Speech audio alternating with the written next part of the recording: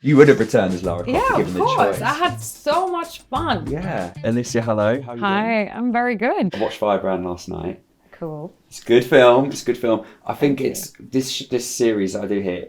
It's called Go to Ban. It champions the, let's say, the things that we should be talking about more or hasn't had enough praise. And I think Catherine Parr kind of fits the bill there because Very much so. Yeah, there's like a lot there that I didn't realise when I was watching it. Yeah. I think she needs to be written about more. No, I mean, I felt the same thing when I read the script the first time. I felt like, and I'm not even British. I didn't grow up here. It's the thing though. It's like films, books, documentaries about Henry VIII.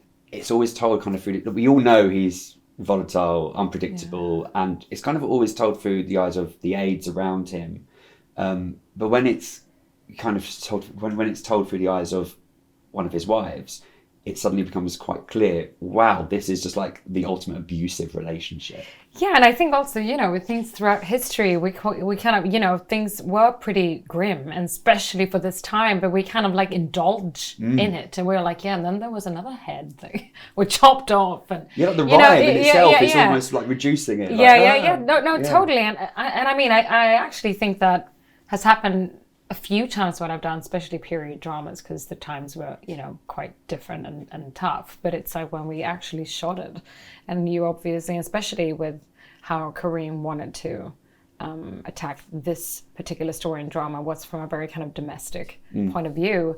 And when you kind of then, strip it down and you're playing this woman with her kind of ladies in waiting, and you're stuck in these 2 rooms practically all the time, and with people just, are announced on a daily basis that are executed around you, and then having to navigate this relationship with this man daily, and knowing that your life is at stake, constantly, it was kind of overwhelming when you started to shoot to kind of realize that. Every shot that you're in, I could sense this unease, or you're trying to outwardly show, I've got this, but you know that any wrong word or movement could end your life, and that's a lot to convey just from your face. As an actor, how do you kind of go in and approach that? We did have a lot of discussions between Karim and Jude, and how we wanted to kind of tell something quite intimate and true. And I think that was something that we did that was a lot of the things that I was trying to discover during our time in rehearsals. And it was that kind of like the manipulation between them two, the kind of the rules that they unknowingly kind of have already set up. Her trying to like navigate him constantly, of trying to, always be one step ahead to keep him pleased.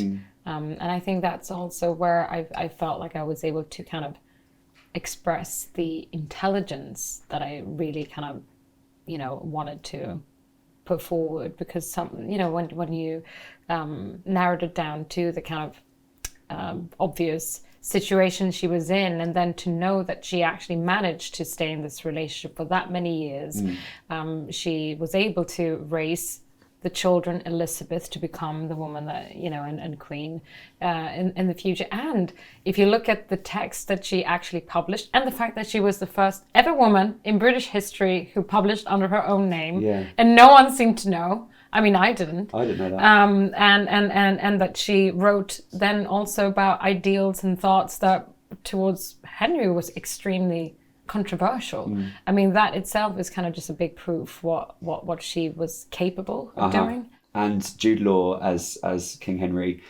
at what point did you realise he was going to be playing your King Henry?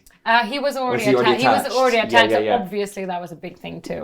I mean, I think, he's proven so much, throughout his career, that he's made some incredible transformations, and he's, such a brilliant actor, and I just knew that I was up to, that I was going to get to see something pretty remarkable and kind of unseen. And so it was that excitement of, us having rehearsals, but then leading up to the first day, it was pretty incredible to see, the fully formed version of his Henry walk on set. And of course, the sex scenes, which are the most unsexiest sex scenes I've seen in a while.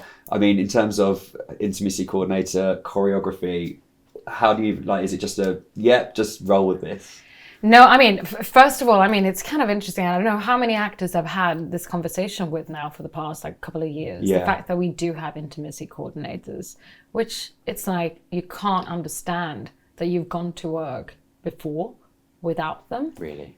I mean, it's kind of like nuts. Yeah. You know, it's like a working situation, and often at the times, you know, it's actually like, and I think one thing that has actually shown, and I think we're quite a few of us that agree, it's actually sometimes the directors that are the most shocked, because, you know, the intimacy coordinator will actually come into the room and say, okay, so can you now in front of everyone just tell us exactly what you want?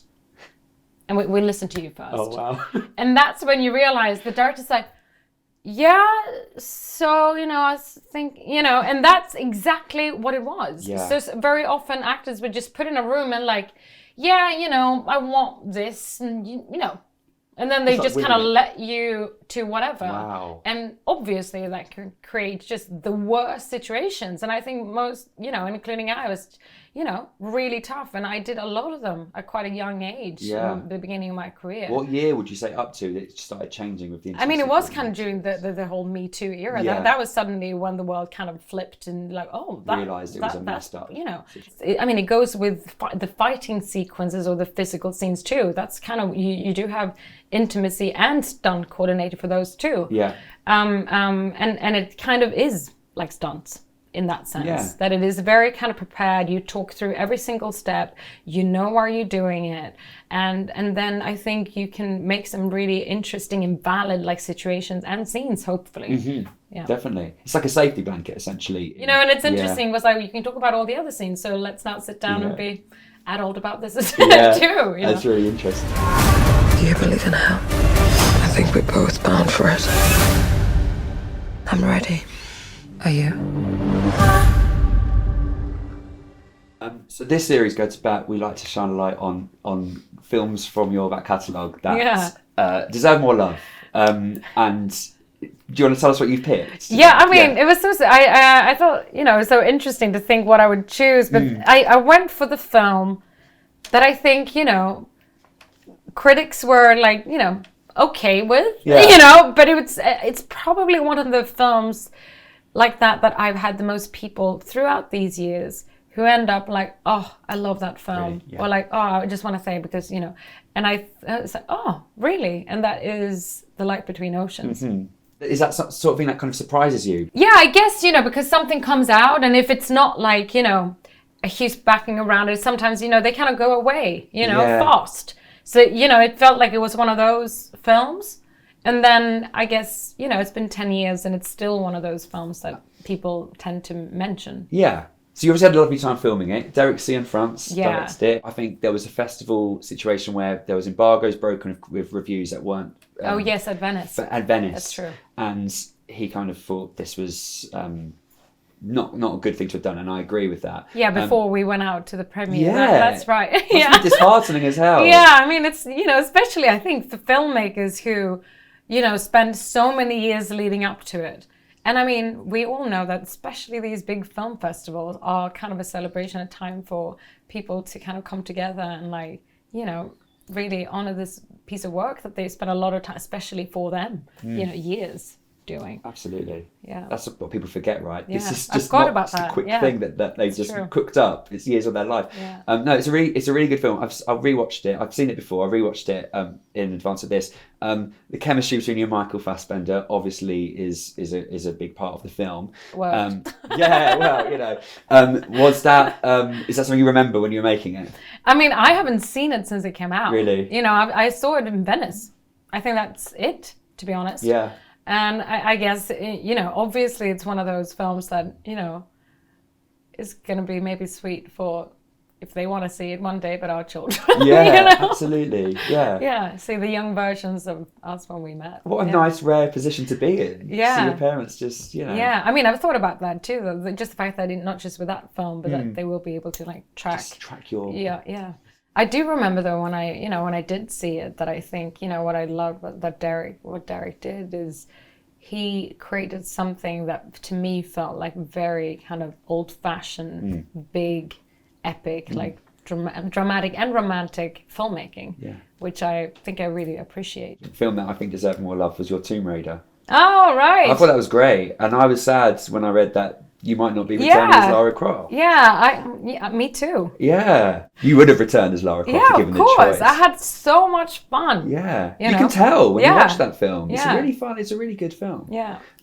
You're going to work. You have worked with Michael again on a film directed by, am I right, the director of The Wailing? Hong Jin-na. What the hell? Isn't that an amazing film? It's one of my favorite films. It's incredible. He came aboard to maybe like do a film that I was developing, and I was like kind of over the moon, thinking also because he's such an auteur, he only writes and directs some films. And then, you know, he in a very nice way kind of came back. He was like, I'm so sorry, I'm not going to be able to do it because, you know, I had this crazy like big epic film that I've had in my head for like over 10 years, and obviously I was never going to get to make it because it's too big. Yeah. And then apparently they're going to throw money at me now. And I was like, wow. But also, I'm like, okay, well, that's okay, you know. But totally understood it, obviously. But then, like 2 years after that, he came back and said, well, it is happening now, and do you want to be a part of it? So... This is great. You remembered. This is brilliant. Yeah. You put something out in the universe and it comes back and pays. I've also, you know, Busan Film Festival, which is the biggest Asian film festival in South Korea. That was my first ever film festival outside of Sweden that I ever went to. Really? 21 years old. And I kind of like, you know, and back then it was, most people didn't even know that festival, even in like the film industry here in the West. Yeah. And I went and just saw films for 6 days, and I was like almost like a whole new universe. And that was also when this like hope or dream that felt so distant, but like, oh, I would love to go.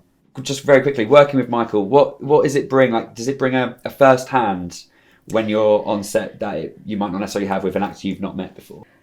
You know, we're obviously like, he's like, you know, my best friend and my partner and love and all those things, but he's like, I think he's one of the best actors of his generation.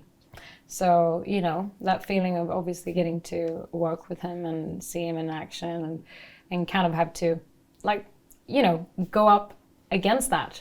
It's sparring, you know, because it's kind of like, it's not a fight when people are going to get hurt, and it's not about beating the other one, but it is about like pushing it. Well, I think we run out of time. I wanted to find out what your go-to bat would have been for a film that you just love generally. So if you want to quickly mention that. No worries if you don't have an answer. I mean, Ex Machina, I absolutely love. I mean, and I think a lot of other people like it too. I mean, I saw Civil War again, and I love that film too. So good. So you know, it kind of brought me. I was just so happy. For Alex. Garland. He's brilliant. What a guy. What a guy. Yeah, Ex Machina was my first ever poster quote. Oh, really? Wow. 3 incredible performances. You were one of the incredible ones as well. Look, Alicia, thank you so much for your time today. Congratulations on Firebrand. I can't wait for the world to see it. And thank you for your openness about the light between nations. Yeah. And everything else. Thank you. Thank you.